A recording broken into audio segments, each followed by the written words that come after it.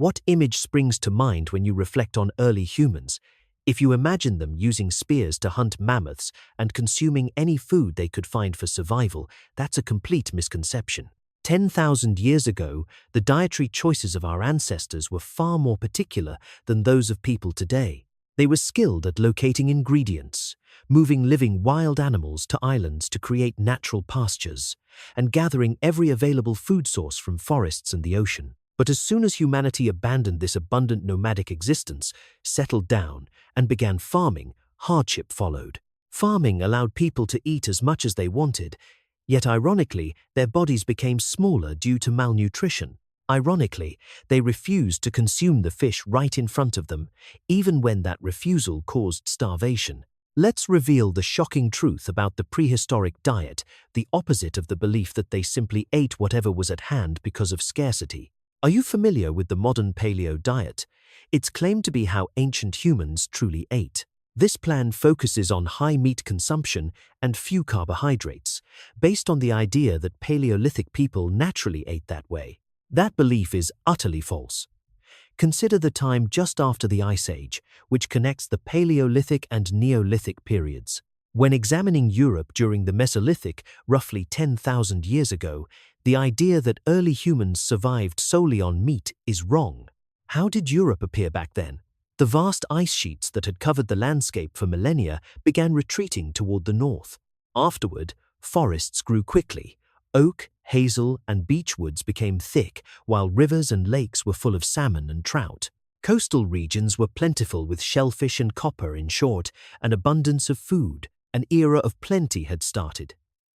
At that point, humans were not just hungry wanderers. They were specialists with deep knowledge of resources from sea, forest, and river. They migrated seasonally and harvested essential supplies at exactly the right times. In Scotland, clear evidence remains a massive pit oven. This technique involved digging a hole as deep as a person's height, filling it with stones, heating them, then burying food inside to cook slowly. Modern counterparts are a barbecue pit or a large smoker. Yet, what was removed from it was not meat. These were charred hazelnuts, not just a handful, but traces of about 300,000 nuts, weighing over 35.27 pounds, equivalent to 16 kilograms, all roasted together and then completely burned. Why was such a large amount of hazelnuts roasted? Eating them raw makes digestion difficult. Tannin is present in the shell, leading to an intensely bitter taste and strain on digestion. Moreover, the high moisture level causes it to quickly grow mold if not processed. After only a few days, they become inedible, which is why they were cooked over an open flame. Applying heat removed the char and dried the moisture, greatly extending their storage duration. After correct preparation, they could be taken out and eaten throughout the entire winter. This is much more than just collecting and eating right away. It requires an in-depth understanding of food chemistry, predicting seasonal changes months in advance, and organizing teamwork with many individuals acting together. This wasn't by chance, it was an intentional preservation strategy. Furthermore, this kind of large-scale preparation was not exclusive to hazelnuts. Throughout Europe, increasing evidence indicates that they methodically collected and processed plant energy sources such as acorns, chestnuts, wild barley, and cultivated barley. They weren't just hunters pursuing meat. They were organizers who transformed the whole community into a huge food preservation network. However, their skills extended beyond nut roasting. They also moved wild animals via boats and crossed the ocean. Ireland, an island, is divided from the British mainland by many miles of ocean, equivalent to many kilometers. Yet a fascinating piece of evidence. The bones of brown bears and wild boars have been discovered on this island. At a location approximately 12,000 years old, this discovery verified human presence in Ireland at that time. But a particularly captivating theory arises. Humans might have intentionally transported these animals by boat. Brown bears, being large mammals, are not proficient swimmers. Though not definitively confirmed, it is a convincing idea considering the known abilities of people from that time. On the other hand, the case of Cyprus in the Mediterranean is more straightforward. There, studies show that wild animals were indeed carried across the sea by people. Cyprus is a remote island situated roughly 43.5 miles, equivalent to 70 kilometers, from the mainland, a sea journey longer than the stretch from Seoul to Pyeongtaek. Nevertheless, on this island, the remains of wild boars and wild goats have been found at a location roughly 10,000 years old. The crucial point is that these animals are not native to Cyprus. These animals originally lived exclusively on the mainland. Genetic proof indicates that humans put the juvenile animals onto vessels. The conclusion was reached that they had been moved to the island. Next, we'll fast forward a little and move to the other side of the earth. It may appear abrupt, but I need to discuss the story of the Australian dingo. This wild dog is a symbol of Australia. Nevertheless, dogs were not native to Australia. About 4,000 years ago, native peoples from Southeast Asia came by vessel. Through genetic analysis, it has been revealed that the dingo's forebear is a tamed dog from Southeast Asia. This provides clear evidence that people intentionally carried animals across seas. What reason would they have? The motive is clear: for hunting and eating or later use. Big prey is often limited on islands. Thus, they brought game directly.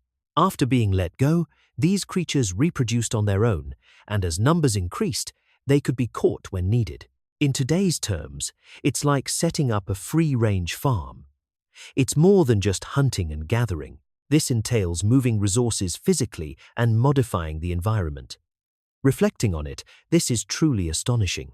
The process of catching wild animals alive, keeping them alive, feeding them, handling them, loading them onto ships, crossing oceans, and setting them free on unknown islands demands much more than just bravery.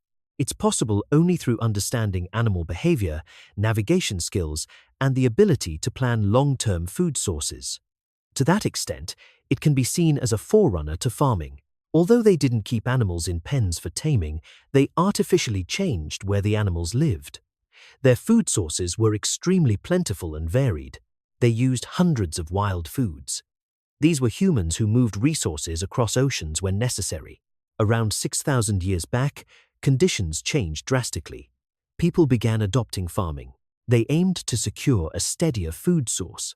Yet the result was completely opposite to what they anticipated. Farming is considered humanity's greatest innovation. It removed the need to wander for food, allowed permanent communities, and with a reliable food source, the population exploded. This signaled the start of civilization. But there's a hidden side to this story. Right after agriculture was taken up, the human body started to deteriorate.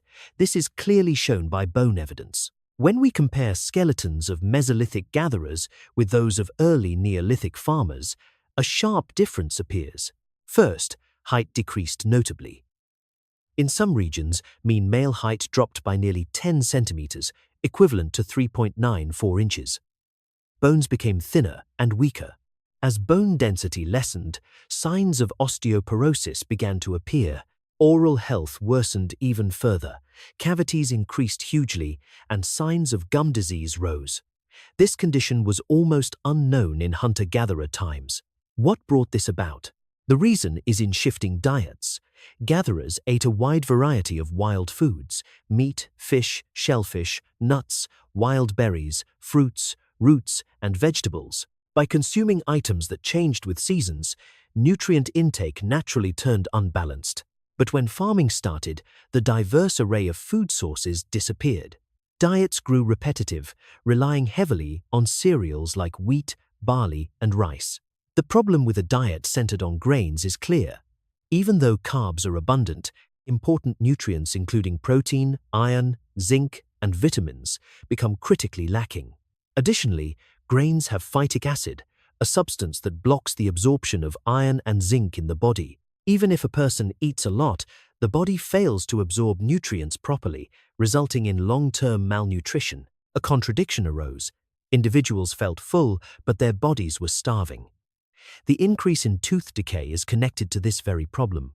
In the mouth, grains quickly turn into sugars that stick to teeth, nourish oral bacteria, and encourage the development of cavities. The nuts and meat eaten by hunter-gatherers presented far fewer dangers. These foods contain lots of fiber and little sugar, meaning they don't adhere to teeth so easily. Farming offered a reliable source of calories, but it came at a health price. So why did people keep pursuing it? Because human populations had already expanded. Agriculture allowed a certain region to support many more people. Foraging and hunting couldn't sustain such big populations.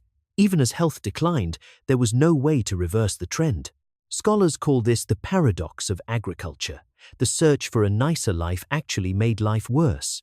Early farmers grew shorter in height because grains by themselves didn't offer enough protein and key nutrients. Therefore, early farmers required a different approach.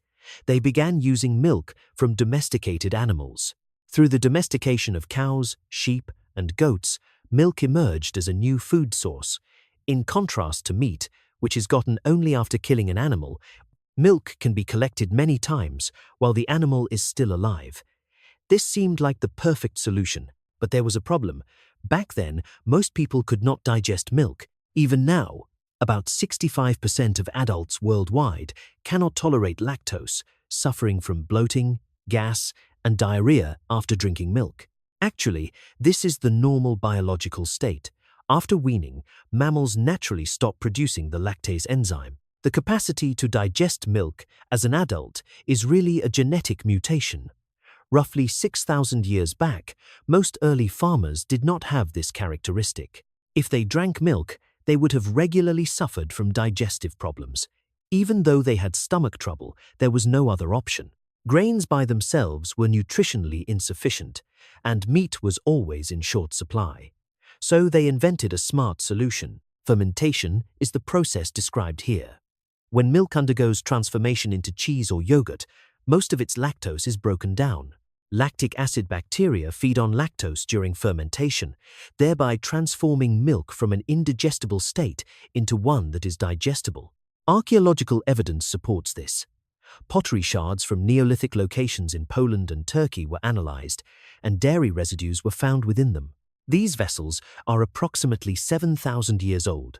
Notably, they have small holes. The design of these pots corresponds to contemporary tools employed for draining whey in cheese production, representing the earliest physical proof of cheesemaking. To prevent digestive issues, they developed fermentation methods. After that, an even more extraordinary advancement took place. Over successive generations, human genetics began to change, and a mutation appeared that enabled ongoing manufacture of the enzyme that digests lactose well into adult life. Those who carried this gene were able to consume milk without experiencing gastrointestinal problems, thereby obtaining significant nutritional advantages. As a result, their survival and reproductive rates increased, and across thousands of years, particularly after the Bronze Age, this mutation spread widely throughout Europe. This demonstrates that rather than humans adjusting their diet, the diet changed human genetics. At first, they endured digestive problems, then avoided them through fermentation, and eventually underwent physiological evolution. Adapting to dairy herding proved challenging, and these early farmers, in their efforts to improve nutrition, encountered yet another mystery. Examination of the skeletons of Neolithic European farmers shows a perplexing characteristic: clear signs of malnutrition. The bones are thin, show growth interruption lines, and indicate anemia, obviously due to starvation. Oddly, their communities were located close to rivers, lakes, or shorelines. They suffered from hunger in regions where fish were plentiful. Did they lack knowledge of fishing? Not at all.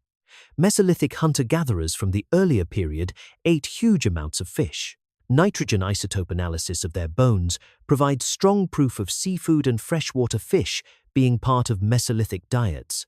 Their food comprised all kinds of water-based resources: salmon, eels, and shellfish. However, the bones of Neolithic farmers display almost no sign of these. Even though they lived along the same river, fish was completely missing from their meals. What was the reason for this? There are multiple theories. Some researchers ascribe it to a prohibition against fish, a cultural inclination similar to other cultural sensitivities. This indicates that as agriculture emerged, fish came to be considered low-status sustenance. Farming and livestock raising symbolized a settled way of life.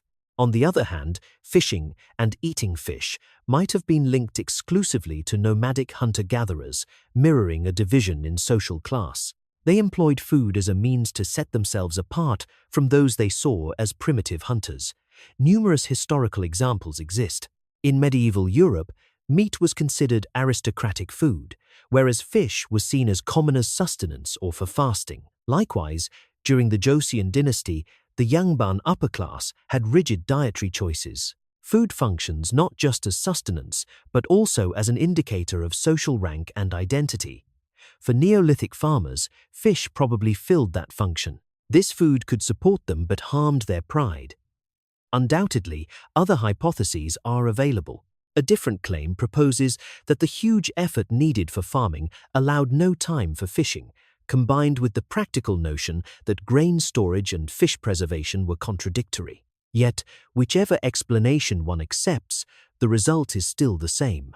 That suggests they completely gave up a protein supply that could be gotten simply by reaching out. The price was fully documented in their bones. The exact length of this strange episode stays uncertain.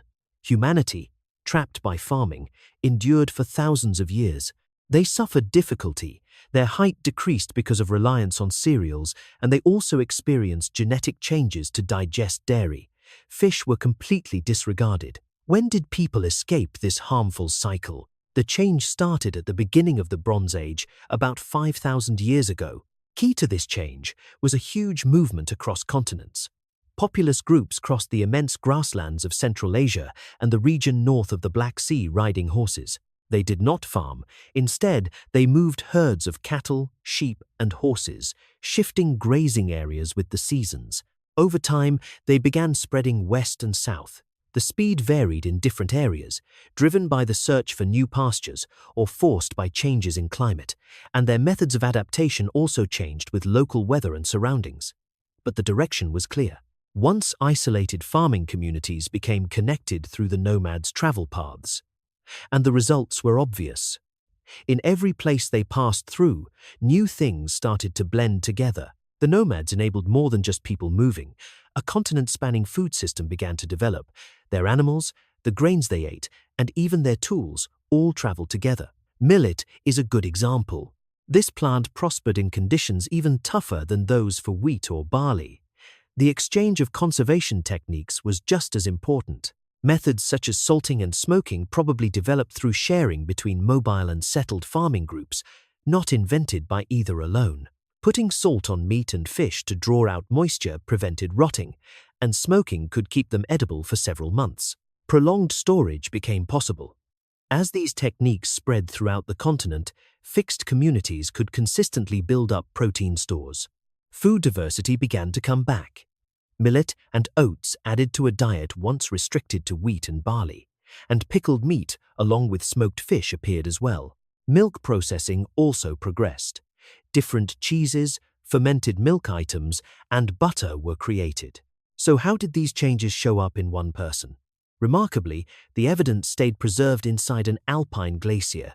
In 1991, the body of a man who died 5,300 years ago was found at a height of 10,531.5 feet, equivalent to 3,210 meters in the Alps. Called Ötzi, this mummy, because it was frozen deep within the glacier, kept its skin, internal organs, and even stomach contents in nearly perfect shape. In 2018, scientists conducted a thorough analysis of Ötzi's stomach contents. Within, they found extraordinary things. The stomach held wild ibex meat obtained by a hunter and einkorn wheat grown by a farmer. The traditions of gathering and the harvests of agriculture were smoothly combined in this person's last meal. The difference between hunter and farmer had disappeared. A new human diet, using the advantages of both ways of life, was forming. Ötzi's stomach contents provide a look at Bronze Age eating habits. The era of only eating grains had ended. Wild meat and farmed foods came together, and with conservation techniques, protein could be stored. People were slowly freeing themselves from the nutrient shortages that had troubled Neolithic farmers. A food evolution covering 10,000 years. a massive change was contained inside one person's digestive tract. In the end, the notion of a communal table for humanity was never genuinely complete. Rather, it symbolized a perpetual sequence of trial, error, and readjustment. The foods we consumed triggered modifications in our physique, society, and even our DNA. The dining table was far more than just a place to relieve hunger. It was a battlefield that shaped the trajectory of human history. Picture archaeologists from 300 years in the future examining your stomachs. What meal would they uncover preserved as a fossil? Drop a comment detailing the final dish you would select to eat right now. With your support from subscriptions and likes, I'll get to cook and serve the next feast.